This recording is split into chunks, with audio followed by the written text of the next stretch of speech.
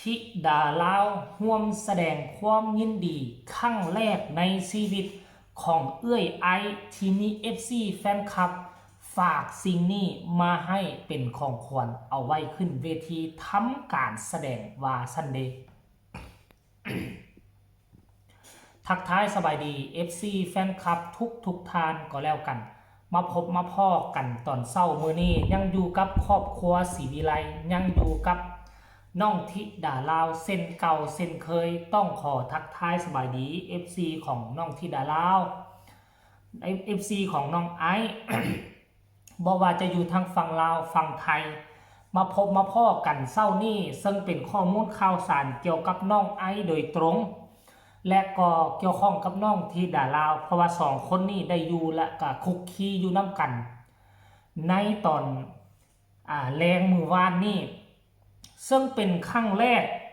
จนว่าเฮ็ดให้น้องไอยิ้มบ่หุบสำหรับคนอื่นน่ะ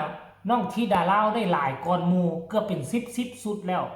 สุดเพชรสุดหมอลำ TFC แฟนคลับตัดมาให้น่ะปรารถนาแม่เจี๊ยบนี่ก็ได้หลายชุดแล้วได้หลายชุดแต่ว่าบ่มีของเอื้อยไอของน้องไอนี่บ่ได้น้ำมูจักเถื่อมีข้างล่าสุดนี่เขาก็ฝากมาให้เป็นกลุ่มเลยก็มีน้องธิดาลาวน้องป่านแล้วก็แม่เจี๊ยบได้น้องกัน3คนบ่มีไอหลังจากไปขึ้นคอนเสิร์ต4มื้อเรียนติดที่ผ่านมานี่ FC แฟนคลับก็คงจะเห็นฝีไม้ลายมือของน้องไอเนาะกันแล้ว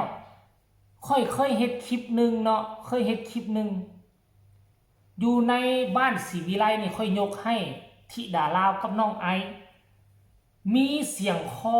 ที่ค่อนข้างว่าเหนือสั้นกว่าคนอื่นโดยเฉพาะเสียงของน้องไอเสียงทุ่มเสียงใหญ่ก้องกังวานถ้าเอามาสมเทียบใส่แล้วห่วย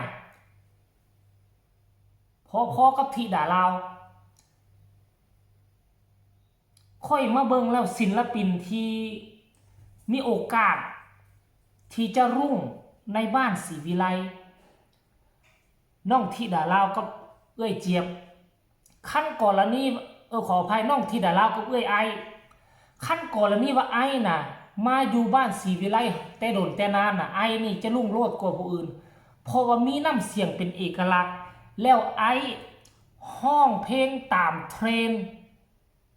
ห้องเพลงตามที่มันโด่งมันดังอยู่ในกระแสสังคมได้แล้วเสียงเทิงเสียงได้ถ้าหากว่าเอามาปั้นโดนปั้นนานค่อยเชื่อว่าไอนี่แหละ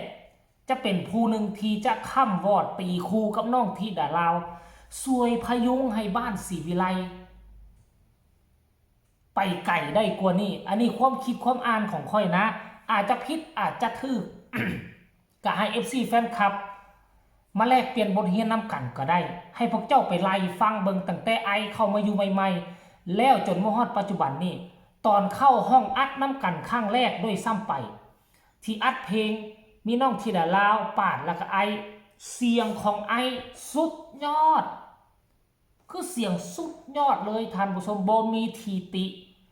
อยากให้ทุกคนไปชมคลิปนี้น้ำกันสากลท่านผู้ชมคลิปวินาทีครั้งแรกในชีวิตเปิดกองของขวัญจะเป็นอีอย่างนั้นให้ไปชมพร้อมๆกันมีน้องธิดาลาวนั่งเชียร์อยู่ข้างๆอีกด้วยท่านผู้ชม FC แฟนคลับวันนี้นะคะหนูจะมาเปิดสมบัตินะคะแต่มันไม่ได้เปิดยากหรอกมันมาแบบนี้แล้วจากพ่อคำไผ่นะคะพัสดุชิ้นแรกค่ะของน้องไอซ์เลยที่ส่งมาที่นอนนาคาเฟ่นะคะพ่อนอกจากนั้นส่งไปน้ำหมูบอลอะไรล่ะธิดาให้เดาเลยอะไรลูกไดโนเสาร์อะไรเนาะชุดแดงชุดแดงมีตุ้มหูด้วยอย่างไหนเนาะนี่เนาะโอ้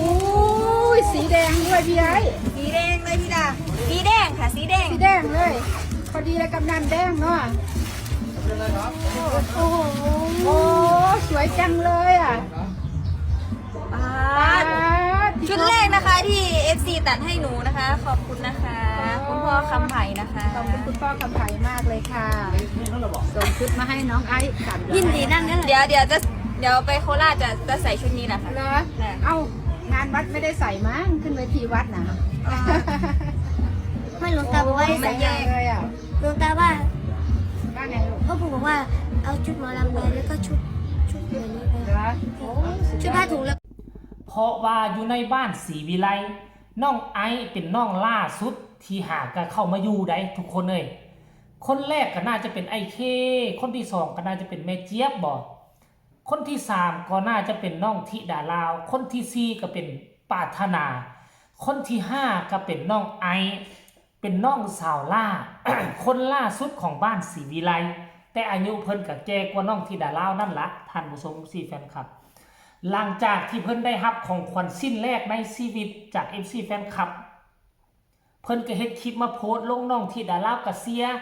ยายรุ่นก็เป็นผู้ทาย FC แฟนคลับก็ลังไหลกันเข้ามาแสดงความคิดความเห็นได้แม่เตือนแม่ของน้องไอมาก่อนหมู่ส่งใจมาให้ลูกสาวคนที่สองก็ส่งมาว่า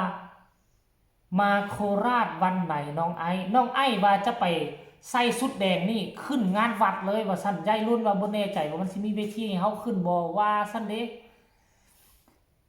คนนี้บอกว่าสุดสวยจ้าว่าสั่นเด้ดีใจด้วยครับว่าสั่น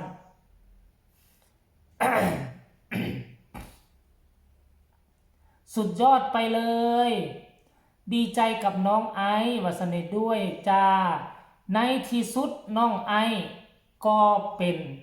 จริงสักทีว่าสเน่ความฝันอันเป็นจริงก็อยากมี FC แฟนคลับโอนมาไล่มาให้โอนเสื้อผ้ามาให้ก็เป็นจริงแล้วว่าสเน่อันนี้คำแพงน่าจะเป็นคนลาวเนาะซุปเปอร์สตาร์ว่าสเน่สุดสวยมากน้องไอว่าสเน่เยี่ยมไปเลยว่าสั่นงามหลายน้องไอว้าวสุดยอดมากสวยงามมากเลยครับวาสเดชอันนี้คือ FC แฟนคลับมีประมาณ20ป่ายกว่าคอมเมนต์เข้ามาให้กำลังใจเข้ามาแสดงความคิดความเห็นทุกคนเฮาย่อมจะมีครั้งแรกย่อมจะมีครั้งเริ่มต้นบ่ว่าเฮาจะเฮ็ดอีหยังเฮาก็ต้องเริ่มต้นเฮาเริ่มต้นด้วยตัวเฮาเองแล้วก็จะมีวันที่เริ่มต้น FC แฟนคลับเห็นคุณงามความดีเขาก็จะเริ่มต้นซัพพอร์ตเริ่มต้นสนับสนุนเจ้าอันนี้คือเรื่องเล่าดีๆครั้งแรกในชีวิตแล้วมันจะมีครั้งต่อไปขอให้เจ้าตั้งใจฝึกฝนรอหลอมพัฒนาตนเองอยู่ตลอดเวลาอันนี้คือเรื่องเล่าเมื่อวันนี้ที่เกิดขึ้นกับบ้านศรีวิไลเกิดขึ้นกับน้องไอและน้องธิดาลาวกับยายรุ่น